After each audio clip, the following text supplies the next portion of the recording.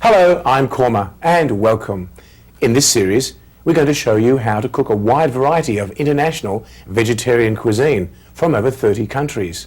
And in this edition, we're going to show you how to prepare an East meets West buffet consisting of rainbow brown rice and potato and cottage cheese rolls with cranberry sauce.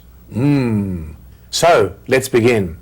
Did you know that there are a purported 10,000 varieties of rice cultivated in the world today? That's a fact. And I'm going to show you today how to make one of them. A fabulous rainbow brown rice made from long grain brown basmati rice, which is a very, very nutty, healthy variety of rice. Let me show you the ingredients today for this very, very colourful, as the name suggests, rainbow rice. Over here we've got the ingredients for our spice section of the rice, starting with our salt. We've got 1½ teaspoons, 2 small bay leaves, 4 tablespoons of ghee or clarified butter, a teaspoon of yellow asafoetida powder, half a teaspoon of freshly ground black pepper, a tablespoon of minced fresh ginger root, and 3 tablespoons of raw sesame seeds. And on the back platter here we have a wonderful selection of beautiful vegetables. We've got 2 tablespoons of the following vegetables: tiny cauliflower pieces, celery bits, green peas, red peppers, carrot straws, cooked corn, tomato pieces, cooked chickpeas, and roasted peanuts. And in the centre here we have 1½ cups of that lovely long grain brown basmati rice. This is a special type of long grain brown rice. It's called long grain basmati. Some of you might be familiar with basmati rice, the wonderful long grain aromatic white rice from India. Well, it's been successfully grafted or crossbred with short grain American brown rice, and we've come up with a long grain brown basmati. So we're going to start today's brown rice by sautéing the rice grains in our pot over here. Simultaneously, we're going to be boiling the quantity of water. There's 3 cups of water to every 1½ cups of rice. So here our pot of water is on the boil, or actually coming to the boil. We're going to add our bay leaves and our salt. 2 bay leaves and the right quantity of salt for the rice. And while that water is coming to the boil, in our front pot, the flame underneath which is now on, we're going to saute half of our ghee or clarified butter and our brown rice. And then we're going to add the water to the rice and cook it up together. And then we're going to saute all our vegetables and our nuts and chickpeas and all sorts of lovely things and pop them in afterwards. So it's a very nice rice cooked in 2 parts. Let's add half of our ghee or clarified butter. Very nice nutty sweet flavour of clarified butter. If you prefer, you can use olive oil for this recipe. It works fine. This brown rice, by the way, has been washed and dried.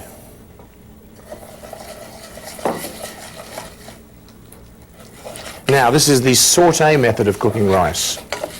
The rice grains are sautéed for a little bit. Then the boiling water is poured on top of them. This helps the rice grains to stay separate. It's important for this dish because we're going to pan fry the rice at the end with all the vegetables together. And we want to create a situation where the rice grains stop from going gluggy or sticking together. Of course, brown rice, especially long grain brown basmati, is very versatile. It doesn't really stick together very much. You have to be really a bad cook to make gluggy basmati rice.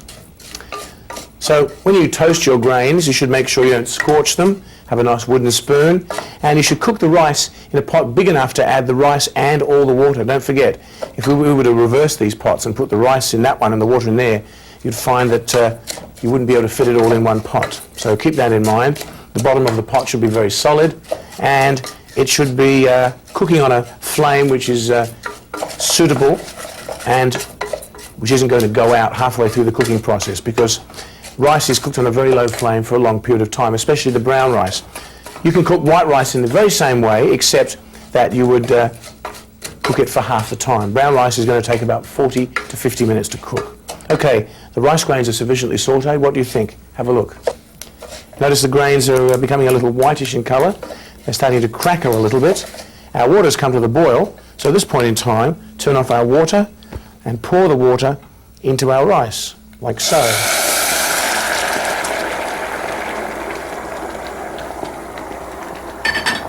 At this point in time, we need to make sure there's no rice grains stuck on the pot, that they're all inside there. Let's stir it round once. Turn down the flame to very low, right, that's as low as it can get. Make sure our pot is right in the centre of the flame. That's important that it cooks evenly. Now the bubbles are just breaking the surface. That's the sign that the rice is simmering. Let's pop the lid on top now. That's quieted it down a bit. Now this is going to cook for about 40 or 45 minutes. Don't take off the lid and dig it around every now and again, otherwise you'll mush it up. Just trust the ancient cooking method, and in 40 minutes just peep inside and see the rice, have a feel of it and see if it's cooked. But for now we should leave it undisturbed so it can cook peacefully. What we're going to do while the rice is cooking is do a few other things for the recipe, starting with toasting our sesame seeds over here in our little pan. This is a lovely little pan that I always use for my toasting purposes, because it's has such an even heat. It's cast iron, and therefore it doesn't scorch or burn easily. Ideal for toasting and roasting things. Well, our sesame seeds in this recipe have to be dry roasted. So let's find the flame here, pop it on. Let's pop our sesame seeds in our pan here and dry roast them. The easiest way to dry roast is to take a wooden spoon. This is my favourite wooden spoon, this one. It's been with me for many years. See, it's very well seasoned. We're going to stir our sesame seeds very, very smoothly like this, so they can be evenly toasted on our pan. They start to pop around after a few seconds. Here they go, snapping and crackling. And we're going to evenly toast them to their lovely dark brown colour. Now our sesame seeds here are looking very, very healthy indeed. Beginning to go a light sun-tanned colour here, sort of like Bondi Beach brown. Have a look. Bondi Beach brown is referring to the colour of the suntan of the people there, not the colour of the water, although the water does look a little tarnished these days. Well, that's as far as I'm going to take those little sesame seeds. Let's give them a bit of a shake and turn off the flame. Now we just have to let the whole lot cool down a little bit here. Maybe what I'll do is transfer them into our little glass container. That'll be the best thing, because this pan tends to keep its heat for some time. The best thing to do after you've toasted something in a hot pan like this is to remove them. Otherwise these tend to keep cooking. That's especially the case with sesame seeds, because they're very, very high in oil, very oil rich. I think something like 30 or 40% oil, maybe even more. Right, sesame seeds are ready. Now while I'm over this side, I'm going to chop up my fresh coriander. Fresh coriander is another wonderful flavour in our rice. Fresh coriander, of course, is the green, leafy part of the coriander plant. When you pop sesame seeds, or should I say coriander seeds, into the ground, you come up with a beautiful coriander plant. Here's one over here I'd like to show you. Fresh coriander with all those lovely little frondy leaves. Well, I've taken a few of those leaves and I'm chopping them up now. It adds a wonderful herbal flavour to your rice. Good sharp knife does the job here. There we go, that's sufficient. Just slightly chopped. Let's pop them into our bowl. Right, now we've got all our ingredients together. Next thing we're going to do is to set up a little operation over here where we're going to roast our vegetables, or should I say pan fry them. So let's move a few things around here. Let's pop that over there. And behind me, at the back of the kitchen, I have a lovely wok that I'm going to fry my vegetables in. Take a wok on the wild side here and saute a few things up. I'm going to add the rest of my ghee. Let's make sure I put the right flame on here and put our ghee in our wok like so, and we're going to do a bit of toasting up. Then when the rice is cooked, we're going to fold our lovely cooked vegetables into the rice. This is really a lovely colourful dish and something that guests can really relate to. It's very healthy and very, very colourful, hence the name rainbow brown rice. Okay, first thing we're going to do is to saute our ginger. Let's let our ghee get warm here first. I think it's looking pretty good. Okay, let's pop in our ginger, shall we?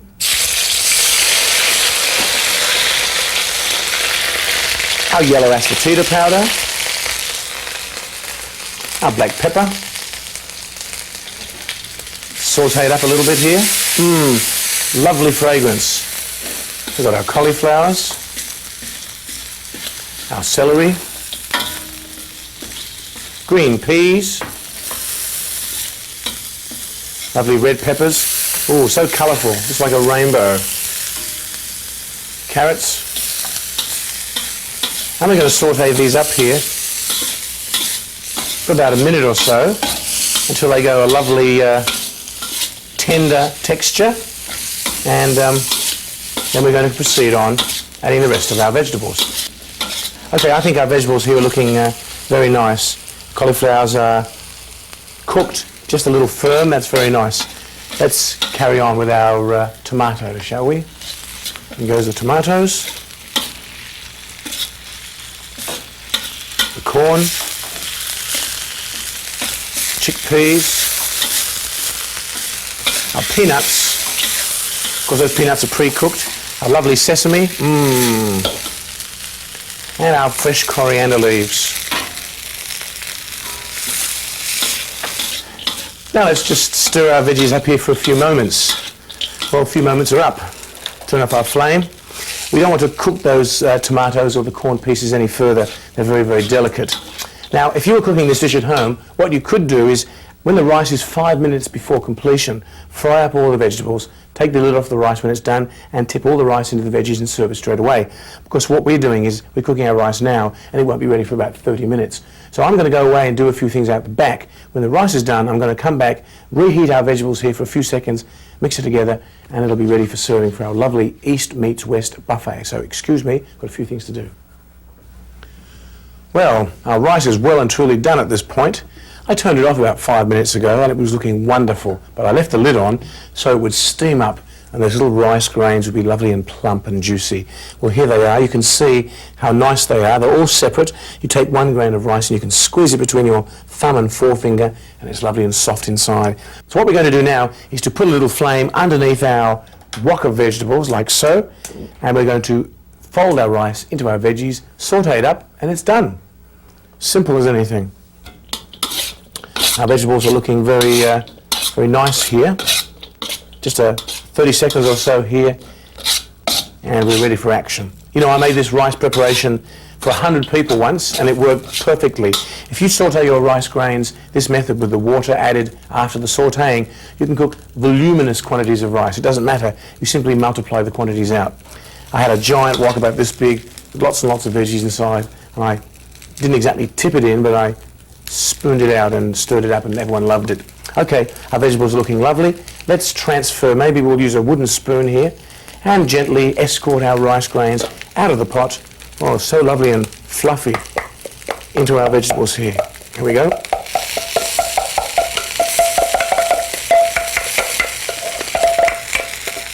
Wasn't that easy?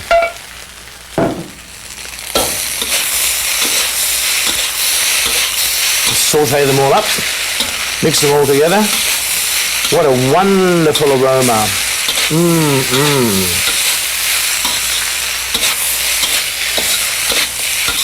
And there it is. That's as far as I'm taking it. It's looking absolutely wonderful. Hot and ready to go. An exquisite batch of rainbow brown rice. It's a winner.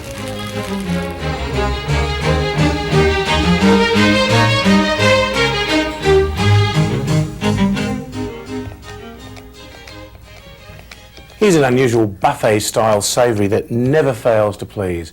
Potato and cottage cheese rolls with cranberry sauce. Unbelievable.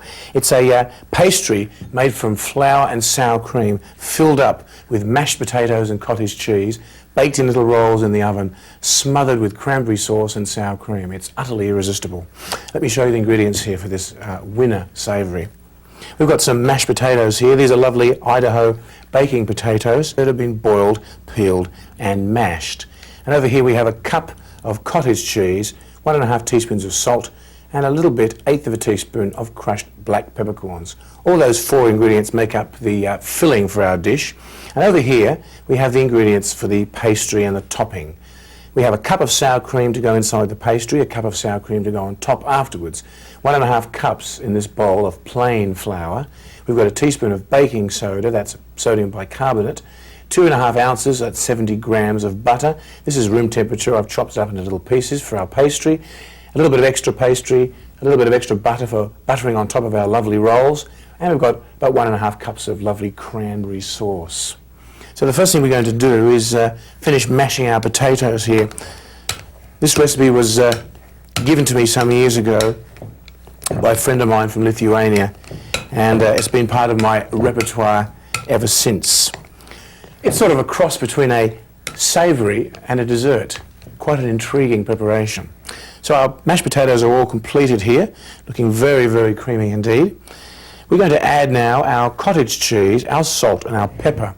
This is the filling for our pastries, and it constitutes a very, very tasty, succulent combination indeed. Here goes the cottage cheese, like so.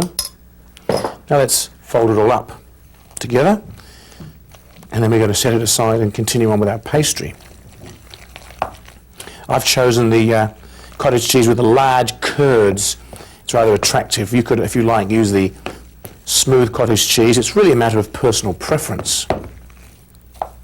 One thing I like about this dish is it's so chock-a-block full of natural, earthy ingredients, the sort of thing you could imagine living on the farm and using. You could grow your own wheat, produce the flour. You can grow your own potatoes and berries. And if you had a few cows, you could milk the cow, separate the cream from the milk, put some of the cream aside, make it into butter, sour the rest of the cream, and basically speaking, that's it for this recipe. Very, very simple, rustic, country-style ingredients. So there's our filling. Lovely chunky bits of cottage cheese folded in with potatoes and a little bit of black pepper salt. Now our pastry. Let's get our pastry flour over here with our large bowl. Let's sieve it through into our bowl here for easy mixing, along with our baking powder, like so. A quick shake through our sieve does the job. Now this is an interesting pastry because it's not going to be moistened by milk or water, but rather with sour cream. So it's a very rich pastry, and it's quite a short crust pastry because it's got quite a bit of butter in there. Very, very delicious. It's a very opulent preparation, actually. Now let's get that butter moving here. I really think it's best now to get my hands involved with this operation. You can't go wrong. This is what we want hands for, making pastry.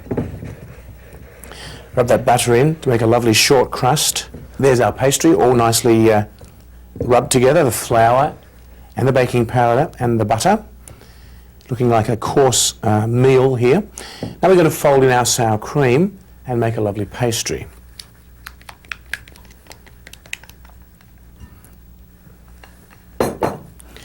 Now let's rub it all in, like so. And you can gradually gather your pastry into a lump in the centre of the bowl, like so. You might sometimes have to add a little extra flour. It really depends on the nature of your flour that you started with and the type of sour cream you're using. Sometimes some sour creams are a little moister, more moist than others. This is looking pretty good. I think I will sprinkle a wee bit of flour in there just to dry it off a little. Like so. Well, that's feeling very nice indeed. Let's turn our pastry onto our board here. Maybe we'll take a little flour and flour the board in order to allow our pastry not to stick. Let's give it a nice knead here. This is feeling very wonderful. That sour cream really makes a wonderful pastry. A little more flour, I think. It's rather sticky today. I think it's the weather. So that's feeling very wonderful indeed. Now I'm going to gather it all up into one ball in the centre of the board. Let's sprinkle a light coating of flour right across the board here, like so.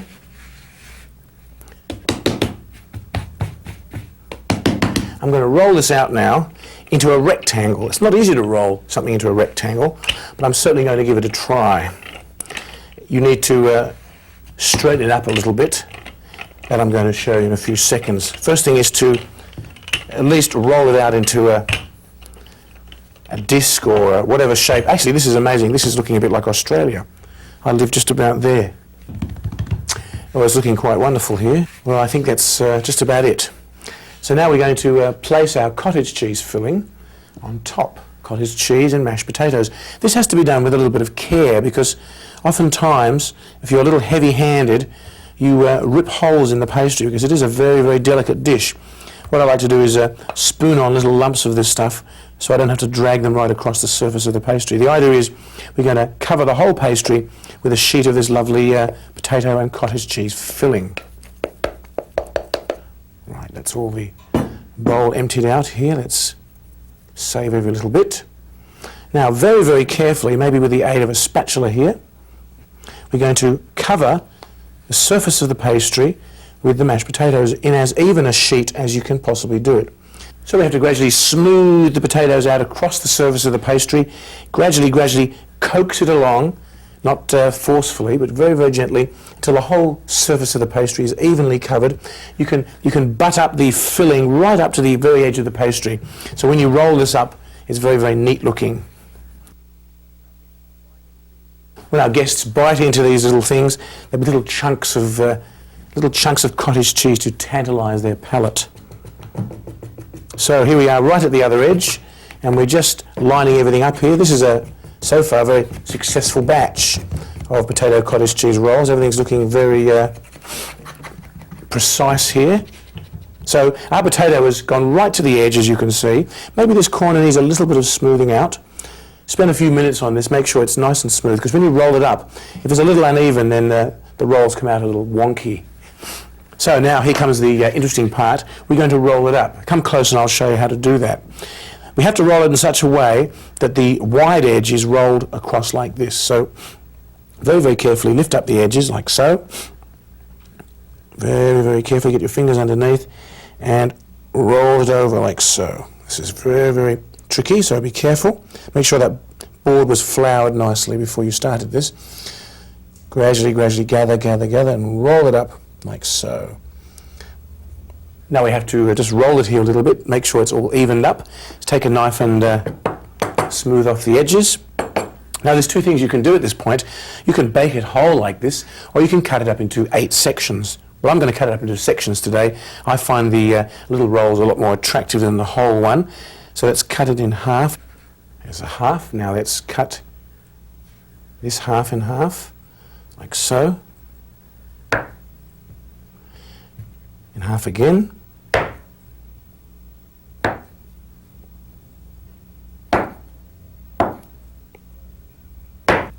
There we go, 8 handsome looking rolls. Now we're going to pack these onto our buttered non-stick tray here, which I've got hiding in my labyrinthine shelving system underneath my bench here. Let's take our little rolls and place them on our tray, shall we? Carefully easing them out. There's 2 ways of handling our little rolls at this point in time. I've done it both ways, and both times were very successful. You can either sit them up like this, or you can open them up a little bit and roll them into little circles so you see the spiral effect on the top. I'm going to do them this way today because I think it's more fitting their shape. Like so. Carefully does it. They're quite delicate at this point in time. Now, because there's a little bit of baking powder in the pastry, they're going to rise a little bit, so we need to keep them apart somewhat on the tray. I'm going to rearrange them here in a second. Righty-ho, now let's give them plenty of room to expand so they don't crowd each other out. I think that's looking right. Well, our oven is preset on 200 degrees Celsius, 390 degrees Fahrenheit. Nice hot oven. We're going to pop these in now and bake them for about half an hour. We can check as we go along to see how nice and golden they are. Actually, I forgot one thing. We have to butter them with a pastry brush and some butter. Let's pop some on here. A little bit of butter on top of each of them to give them a lovely golden sheen. That's always a nice little touch. This butter wasn't melted, but it's just about liquefied from the warmth of my kitchen here. It's certainly a pleasure to be in my nice warm kitchen when it's cold outside. So, it's time to bake these little fellows now. Lovely little cottage cheese and potato rolls. Let's pop them in the oven and come back in about half an hour's time. Well, here I am in my lovely clean kitchen, spick and span from top to bottom. And we've got our serving suggestion all set up here. Sour cream and cranberry sauce to go on top of our golden pastries. So let's have a peek and see if they're done, shall we? I better take an oven cloth with me. They're probably mighty hot. Ooh la la, look at these pastries. Aren't they magnificent? Ooh, these are the best batch I've made in a long time. What do you think? Golden, crispy, crunchy, delicious pastries. Well, we're going to transfer these one by one very carefully onto our serving platter here. And I think our guests are going to go, what's the word, berserk when they see these. I like to serve these at the end of the meal with an adequate serving of sour cream and cranberry sauce. The more the merrier. Have it out the back, some extra bowls for them to ladle on top.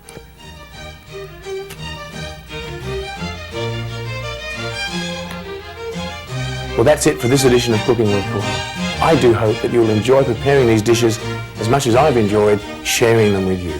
Happy and healthy eating.